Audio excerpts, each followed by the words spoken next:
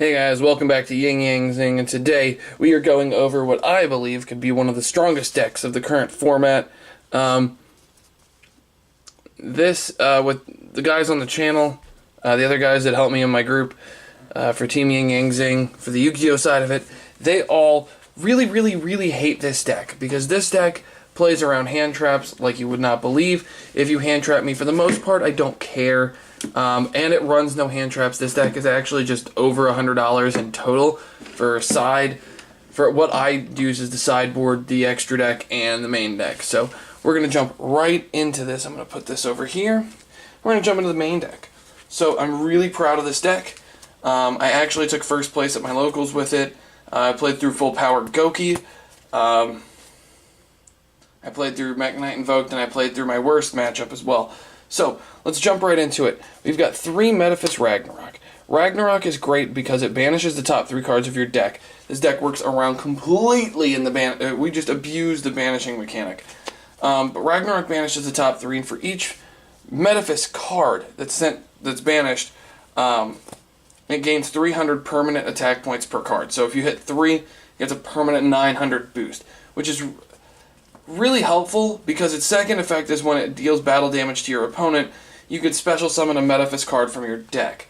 That's important because all the other the big Metaphys monsters have special effects when they're special summoned by a Metaphys monster effect. So, incredibly powerful. It's your engine starter. It's also a tuner, which is important for your extra deck. Next up is going to be 3 Metaphys Metaphys.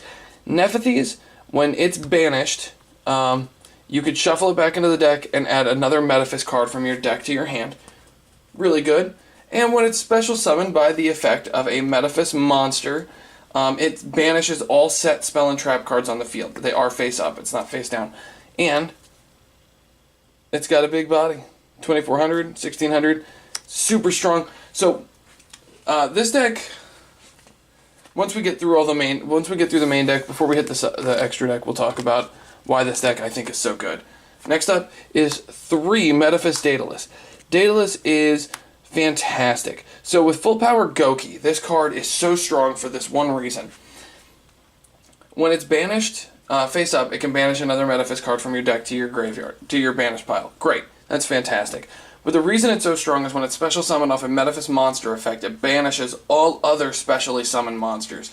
So full power Goki doesn't target, doesn't destroy, they're gone. Full power Goki. I outed the board twice because of this card. So that's super strong, and it's a 2600 body. It's crazy. It's so strong. Next up is 2 Metaphys Tyrant Dragon. Tyrant Dragon is immune to trap cards when it's special summoned off a Metaphys monster effect. And it can attack twice. If it destroys a monster, it can attack a second time in a row. On top of that, when it's banished, it can shuffle itself back into the deck like all the rest of them, but it could special summon another Metaphys card from your hand. You don't use that effect too much. It's really useful with Daedalus because it's a monster effect. It's really helpful with Metaphys, but honestly, you want to use Tyrant to summon a Tyrant, so it's just big body on the board. And then it banishes them during the next end phase. So, not during your opponent's, during the next end phase. So, like if you use this effect during your opponent's turn because it happens on the standby phase, that's the part I left out. So, with all Metaphys monsters, the banish effect to shuffle them back into the deck and either add one or banish a different one or special summon, this all happens on the next standby phase after they're banished. Ragnarok does not have a banishing ability, but it's alright. We play around it. So this deck seems like it's got a lot of resource management issues, right? Well, next up is 2 Metaphys Decoy Dragon. So, this card is absolutely bonkers. I absolutely love it. It's so strong.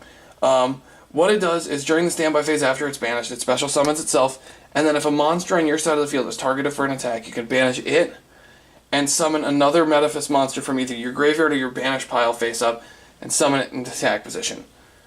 Depending on what you hit, if you have Assy Metaphys on field or something like that, you could change your opponent's battle positions.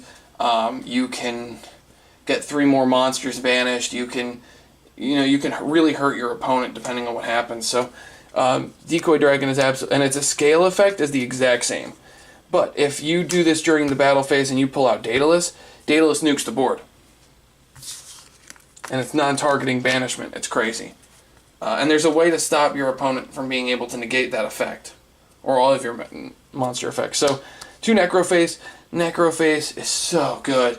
You can really hurt your opponent's resources because your deck plays out of banishment, whereas theirs typically does not.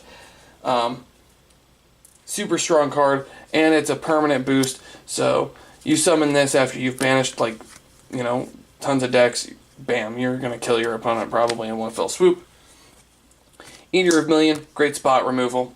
I side it out a lot, but it's really, really good in certain matchups.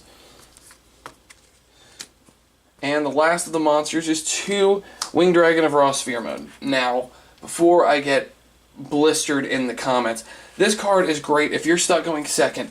You have to play through hand traps, you have to try and build a board through their board, and it's, depending on the deck, it's super strong. Now, I do side it out against Sky Strikers, but it's a super powerful card against most decks.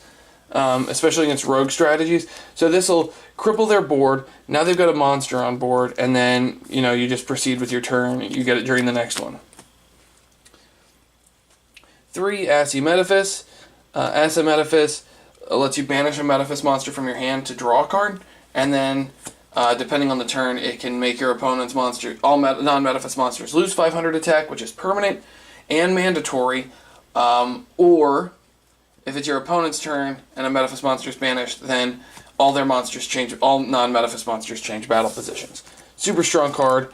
Absolutely has to be 3, and it is considered a Metaphys card.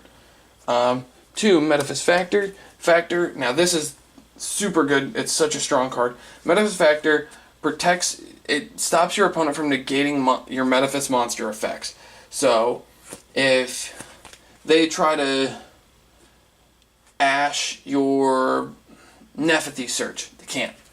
If they try to Solemn Strike your Daedalus, they can't do it. Because the conditional effect. So once it's summoned, they have to negate the summon, which Strike can't do because it'll typically be summoned it'll be special summoned off of Metaphys monster effects, so they can't negate that. So they can't negate the special summon, which it's triggery. So this is one of my favorite tech cards in this entire deck, because it'll unbrick your hands. 3 Left Arm Offerings. You will be searching 1 card with it. It'll be the last spell card we go over. But this card is so powerful. If you have 3 big Metaphys monsters in this in hand, you have a way to at least make some plays and hurt your opponent. So Left Arm Offering, super critical. 3 Gold Sarcophagus. Your target with this is almost always Necrophase because it hurts your opponent more than it hurts you. A lot more. 3 Soul Absorptions. So you have the potential of getting OTK'd pretty efficiently if you don't have some way to gain life points and to make it so your opponent can't just break through you with a single board. This prevents that. Every time they use Pot of Desires, you gain 5,000 life points. Every time you use Pot of Desires, you gain 5,000 life points. You use Necrophase, you gain 5,500 life points. This card is just strong. Because the entire deck revolves around banishing, this actually gives you a way to play through stuff. And it gives you a way to actually fight against True Draco, which is the hardest matchup for this deck. 2 Pot of Desires. Desires is fantastic. It's draw power, it's banishment. And typically you can gain life points out of it, so it's a really strong card. And this is the card you'll search with Left Arm Offering. Dimensional Fissure. This stops hand traps. And it banishes all monsters. Super strong. They're playing a melee deck. There goes their stuff. It kills resources. Next up is 3 Metaphys Ascension. Metaphys Ascension, when it's banished, you get to add a Metaphys card from your deck to your hand. And you can discard a Metaphys card to draw a card, and then banish another one.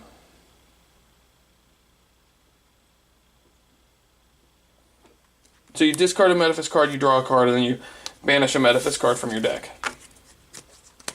And then finally, but you can only use one of each of those effects. The final card is Macrocosmos. Macrocosmos banishes everything. So you have 2 ways to just mitigate your opponent's resources and make them have to fight through problems. Macrocosmos is fantastic, and it's so shiny.